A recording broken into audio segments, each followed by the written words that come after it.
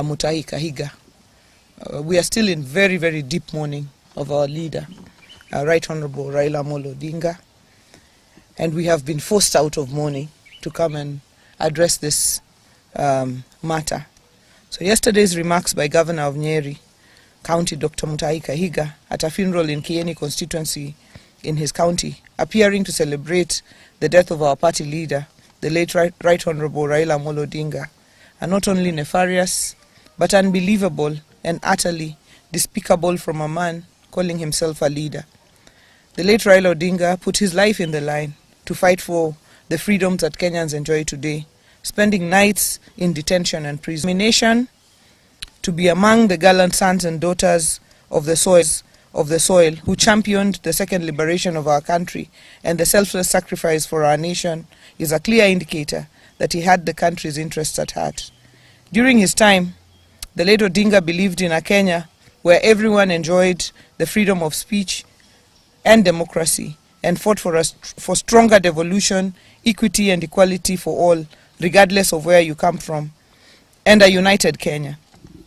For someone of Governor Kahiga's caliber, who is a beneficiary of Raila'S sweat, scars and tears, to make such derogatory remarks of a man who spent most of his life fighting for change in this country is disgraceful and shameful.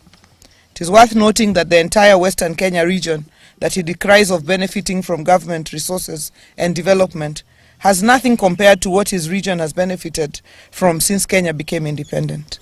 It is bad manners, uncouth, and unacceptable for Mr. Kahiga to make such remarks. In fact, coming from someone who occupies a respectable position of the Vice Chairman of the Council of Governors, it is utterly absurd and astonishing. We therefore demand that he immediately resigns from this position with immediate effect, and the COG cannot have a loose-mouth, reckless, primitive and irresponsible person holding such a position. He is a disgrace to the country and to the people of Nyeri County. And I would like to add that the very, very position that Kahiga holds as governor of Nyeri is a creation of the fight of Raila'S Odinga. And we know that there is politicians like Kahiga who in the life of Raila'S Odinga have used him as a bogeyman to scale their own political heights there. But it is shocking that they continue to make Raila a bogeyman in his death. And what I know is that Kahiga does not speak for himself. Kahiga is the spokesperson of Rigathi Gachagua.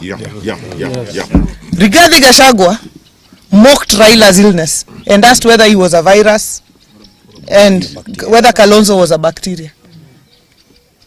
To date, Rigathi Gachagua is yet to mourn Raila'S Odinga. Raila'S Odinga, who braved political tensions to go and mourn his brother, the late Nderitu Gachagua.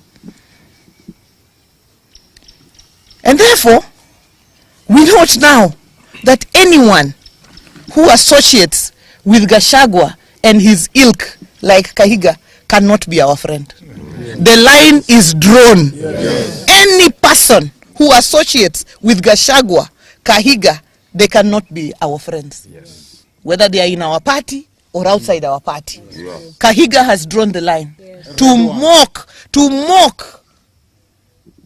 mock, he has crossed the Rubicon. We have crossed that line now.